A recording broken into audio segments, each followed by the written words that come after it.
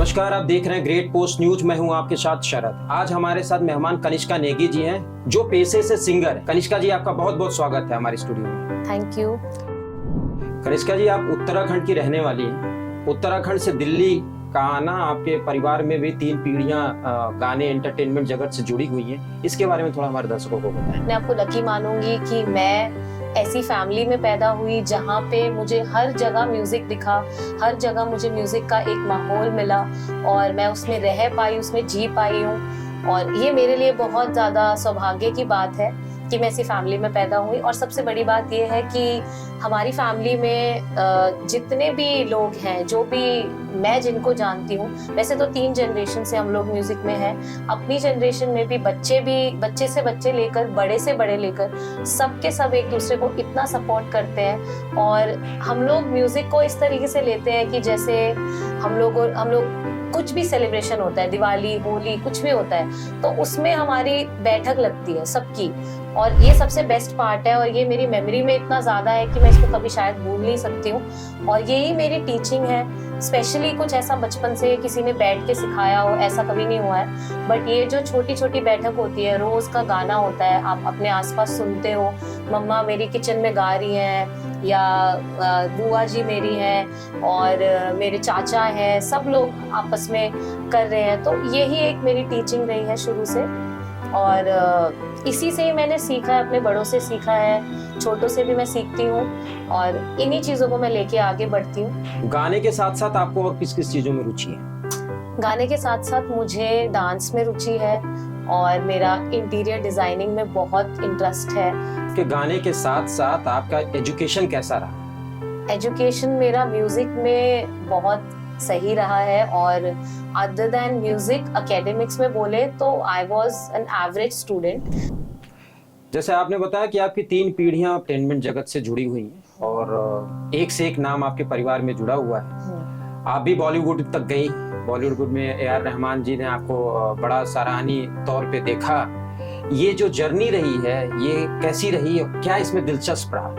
मैं बचपन में जब मैंने म्यूजिक को देखा था तो मैंने ये बिल्कुल नहीं सोचा था कि मैं सिंगिंग ही करूंगी। मेरा डांस में ज्यादा इंटरेस्ट था और मैं डांस ही करूंगी। तो मैंने 1 साल डांस मैंने स्टार्ट किया सीखना। तो धीरे धीरे क्या होता था, मेरे डांस टीचर और मेरे म्यूजिक टीचर दोनों बहनें थी। तो मैं डांस करते करते गाया करती थी थोड़ा सा। तो मेरी जो म्यूजिक टीचर है, उन्होंने ये चीज़ देखी कि ये अच्छा गा रही है, ये गा सकती है। उन्होंने मुझे सबसे पहले ये बताया कि मतलब आप बेटा तुम प्रोफेशनली भी गा सकते हो, स्कूल में आप कंपटीशन में, सिंगिंग कंपटीशन में हिस्सा ले सकते हो। तो फिर मैं दोनों करती थी, डांस में भी मैं कंपटीशन में पार्टिसिपेट करती थी, म्यूजिक में भी करती थी। तो मैं रियलिटी शोज के ऑडिशंस देने लग गई। मैंने ऑडिशंस देने शुरू किए रियलिटी शोज के, तो मैं बहुत दुखी हो जाती थी। तो 8-10 साल ऑडिशन देने के बाद मुझे द वॉइस में मेरा सिलेक्शन हुआ।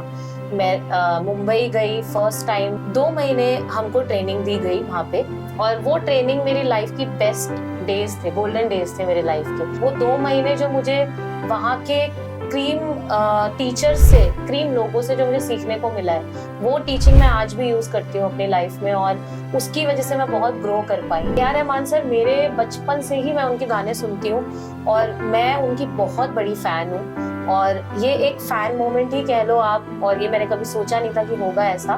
तो मुझे पता लगा ए.आर. रहमान सर है, तो मैं उसी टाइम इतनी खुश हो गई कि ए.आर. रहमान सर मुझे सुनेंगे, ये बहुत बड़ी बात है। हाय रामा मैंने ऑडिशन में गाना गाया था और वो गाना उन्हीं का गाना है। तो मैं और डर गई कि मैं उनका गाना उनके सामने कैसे गा पाऊंगी और क्या होगा क्या नहीं होगा। मैंने सर के सामने गाया, मुझे कोई भी नहीं दिख रहा था। मैं बस ये सोच रही थी कि मैं उनको इम्प्रेस कर दूं, मैं जीतूं या ना जीतूं आई डोंट नो। और उनको मैं इम्प्रेस कर पाई और फिर उन्होंने मेरी बहुत तारीफ करी। वो मेरे लिए बेस्ट मोमेंट था मेरी लाइफ का कि उन्होंने खुद मुझे बोला कि मेरे साथ, मतलब कि हमने साथ में, मैंने उनके गाया कि आप मेरा ये गाना ट्राई कर सकते हो, आप मेरा ये गाना गा सकते हो, इश्क बिना। तो मैंने गाया और मेरे गाने के बाद उन्होंने मेरे साथ जब वो गाया ऑन स्टेज, तो that was really a mesmerising moment for me और मैं वो भूल नहीं सकती कभी भी। आपने अभी ये बात बताई, इस बात में आपने लगभग 8 साल के अपने स्ट्रगल लाइफ की भी बात शेयर की। इस मुकाम में जब मोरल डाउन होता था, आप किस चीज का साथ देती थी, ये हमारे दर्शकों को बताओ। तो एक चीज के बारे में मैं आपको बताना चाहूंगी, कंस्ट्रक्टिव क्रिटिसिज्म जो होता है, जो आपको लोग बताते हैं कि आप यहाँ गलत हो, यहाँ गलत हो, या जो भी चीजें हैं। दो तरीके के लोग होते हैं, एक तो आपको ये बताते हैं कि आपकी कंस्ट्रक्टिव नहीं होता उनका क्रिटिसिज्म, वो ये सोचते हैं कि हम इसको लेट डाउन कर दें, ठीक है। कुछ लोग होते हैं वो जो सच में बताना चाहते हैं कि आपका यहाँ गलती है, आप उसको अच्छे से करो। तो मेरा ये था कि मैं पहचान पाती थी, ये मुझे नहीं पता ये गॉड गिफ्ट है क्या है, बट मुझे ये लगता था कि मैं पहचान रही हूँ कि कौन मुझे आगे बढ़ने के लिए सलाह दे रहा है कि मैं इस चीज को आगे करूँ, और कौन मुझे लेट डाउन करना चाह रहा है। तो एक चीज ये है कि मैं उस चीजों को अपने दिमाग पे हावी नहीं होने देती थी। मैं सोचती थी कि मेरे अंदर अगर कुछ कमी है तो मैं उस पे काम करूँ। तो ये एक मतलब आप पॉजिटिव स्पिरिट आपको रखनी पड़ती है कि आप इस चीज पे काम करो। और देखो, हर किसी की लाइफ में सबका मॉरल डाउन होता है, मेरा भी बहुत हुआ है, बहुत सारी चीजें ऐसी हुई हैं और बहुत ब्रेकडाउन्स भी हुए हैं मेरी लाइफ में। 8 साल जो आपने स्ट्रगल किया, स्ट्रगल में तो बहुत सारी चीजें, कठिनाइयां आई हाँ जी, हाँ जी। कठिनाइयों में कोई ऐसी मोमेंट थी जो हमारे दर्शकों को साझा कर सके? एक बार मैं शो करने गई थी और मैंने शो करा सारा अपना पूरा, ठीक है। तो वहां पे क्या हुआ, एक ओल्ड एज एक आंटी थी, मतलब बुजुर्ग थी वो, और वो पीछे बैठ के सुन रही थी, बहुत अच्छे से सुन रही थी। एक्चुअली उनके एरा के गाने नहीं थे वो, आज के जमाने के गाने थे। तो मुझे नहीं पता था कि वो कनेक्ट कर लेंगी या वो सुन भी रहे हैं या नहीं। तो क्या हुआ कि फिर जब शो खत्म हो गया, मेरा लास्ट सॉन्ग चल रहा था, तो वो आई सामने, उन्होंने ये बात मुझे बोली कि बेटा मेरी तबीयत बहुत खराब है और मेरा कहीं मन नहीं लगता है और मुझे कुछ प्रॉब्लम्स चल रही है, मेडिकली इश्यूज चल रहे हैं। तो आपका गाना सुन के आज मैं बहुत दिनों बाद, मुझे नहीं पता कि आपने जो गाना गाया, मुझे नहीं पता वो कौन से टाइम का है, मैंने वो गाना कभी सुना नहीं है, पर आपने जो गाया वो इतना दिल से गाया कि मैं बहुत दिनों बाद आज खुश महसूस कर रही हूँ अंदर से। तो मुझे लगा वो किसी भी पेमेंट से और किसी भी बड़ी जो चीज जो आपको पेमेंट्स मिलती है या फिर कोई भी अचीवमेंट से बड़ा ये है कि मैं किसी के मन को खुश कर पाई, कि वो कनेक्ट कर पाई। A.R. रहमान साहब के साथ आपका जब पहला इंटरेक्शन हुआ तो वो कौन सा गाना था? उन्होंने जो मेरे साथ गाना गाया वो इश्क बिना गाना था। एक बार आप 2 लाइन हमें सुनाएं। इश्क बिना क्या मरना यारा, इश्क बिना क्या जीना, गुड़ से मीठा इश्क, इश्क इमली से खट्टा इश्क, गुड़ से मीठा इश्क, इश्क इमली से खट्टा इश्क। आप डिवोशनल लाइन में भी आप सिंगिंग करती हैं? हाँ जी। तो बॉलीवुड में आपको काम करने का मौका मिला, बॉलीवुड से फिर डिवोशनल लाइफ में, ये दोनों में क्या डिफरेंट आपको समझ में आता है? एक्चुअली आप जब दिल्ली में रहते हो ना, तो दिल्ली में डिवोशनल बेस्ड इंडस्ट्री है और डिवोशनल बहुत है काम आपके पास करने को। तो जब आपने मेरे से यही बात पूछी कि स्ट्रगलिंग डेज में आप जब स्टार्ट किया था आपने, तो आप कैसे, क्योंकि जब इंसान स्टार्ट करता है कुछ भी चीज तो वो ये सोचता है कि हमको अच्छा काम मिले, और हमेशा हर कोई मतलब 10th या टॉप वाली सीढ़ी से नहीं स्टार्ट करता है, सबको नीचे से स्टार्ट करना पड़ता है। और हर कोई, और ऐसा कुछ नहीं है कि डिवोशनल कम है या बॉलीवुड ज्यादा है, ऐसा बिल्कुल भी नहीं है। बट हाँ ये है कि इजीली मैं उस चीज को अप्रोच कर पाई क्योंकि दिल्ली में वो चीजें मुझे मिल गई, और मेरे पापा की और मेरे जितने भी मेरे चाचा हो गए, पापा हो गए, सब लोग ऑलरेडी इस लाइन में थे, और उन लोगों की वजह से मैं उन लोगों को थैंक यू करना चाहूंगी इस मीडियम से, कि उन लोगों की वजह से मैं कुछ ऐसे अच्छे लोगों से मिल पाई, जिनमें से बॉबी जी भी हैं और भी बहुत सारे लोग हैं। मैं गिनने लगूं तो मुझे नाम ऐसे याद नहीं आएंगे, बहुत सारे लोग हैं और जिनसे मुझे मेरे पेरेंट्स ने या मेरे फैमिली वालों ने इंट्रोड्यूस करवाया या उन्हें पता था, तो उनके थ्रू फिर मैं डिवोशनल मैंने कुछ किया, क्योंकि दिल्ली में बहुत डिवोशनल करा जाता है और बहुत अच्छे लेवल पे करा जाता है। तो मैंने धीरे धीरे वो स्टार्ट किया, क्योंकि मुझे सोलोज करने थे, मैं नई थी और मेरे पास इतना एक्सपीरियंस भी नहीं था, तो मुझे लगा था कि मुझे जो काम मिल रहा है मैं वो अच्छे से करूं, और डिवोशनल्स किए। डिवोशनल लाइफ का आपका सबसे खूबसूरत सॉन्ग क्या है जो आपको लगता है? हमारे दर्शकों को आप 2 लाइन सुनाएं।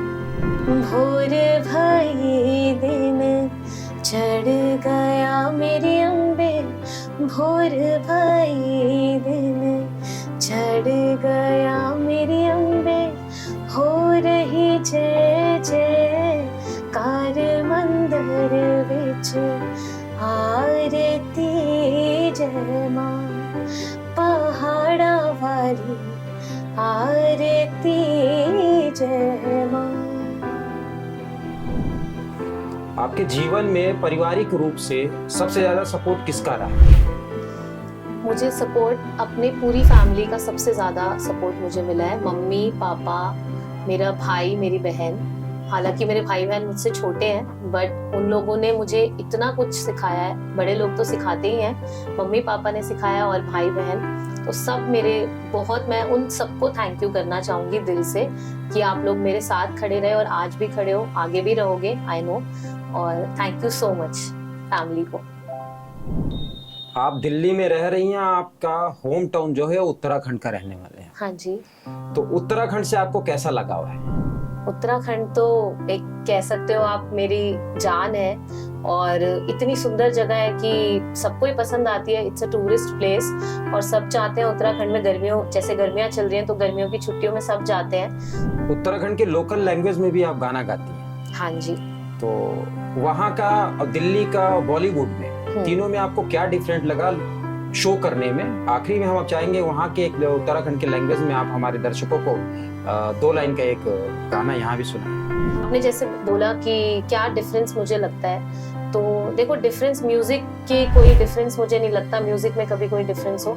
It's up to you how you like it, और आपको क्या पसंद है और किस तरीके से आप चीज़ों को लेते हो। मेरे लिए तो तीनों ही मेरे दिल के करीब हैं। जिन जिन चीज़ों से मैंने सीखा है वो मेरे बहुत ही that are close to my heart.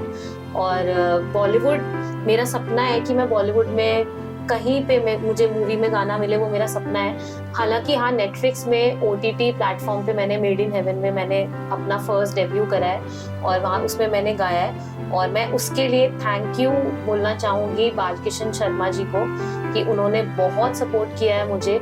और एक और नाम है जिनको मैं थैंक यू करना चाहूँगी, रोहित कुमार बॉबी जी, जिन्होंने मुझे बहुत सपोर्ट किया है दिल्ली में डिवोशनल लाइन में और भी बहुत सारी चीज़ों में, non devotional songs, original songs, उनके स्टूडियो से, उनसे मैंने बहुत कुछ सीखा है। तो ये 2 नाम हैं, और भी बहुत सारे नाम हैं, मैं मिस कर जाऊं तो आई एम सॉरी, बट हाँ, मैं उन सभी लोगों को थैंक यू बोलना चाहूँगी जिन्होंने मुझे इस लेवल पे पहुंचाया है कि मैं आज यहाँ पे बैठ के इतना आपको बता पा रही हूँ, बात कर पा रही हूँ।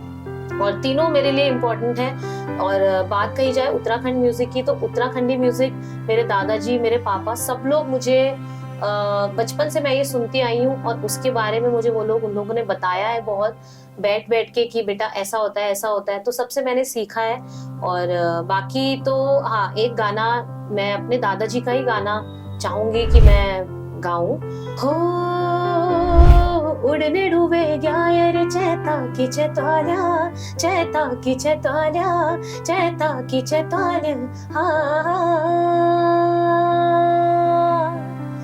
शिव जी का बागान सचे, फूल फूल छना, हाँ फूल फूल छना, हाँ फूल फूल छना। आगे आपको अभी आपका खुद का क्या प्लान है? सिंगिंग लाइन में आप हैं, अभी आगे का क्या, आपका खुद का क्या ड्रीम क्या है? मेरा ड्रीम ये है कि मैं अपने खुद के कुछ ओरिजिनल सॉन्ग्स निकालूं, और उस पे मेरा काम भी चल रहा है, वो प्रोसेस में है। मैं ऐसा कुछ कर पाऊं कि 1-2 गाने नहीं, मैं अपना एक पूरा एरा ला पाऊं कि ये मेरा एरा है। तो ये मेरा एक ड्रीम है, अगर ये हो पाएगा तो मुझे बहुत अच्छा लगेगा, बहुत खुशी होगी। आपकी जीवन की जितनी जर्नी रही है उसमें आपने पॉजिटिव और नेगेटिव हर तरीके के एक्सपीरियंस को देखा हो।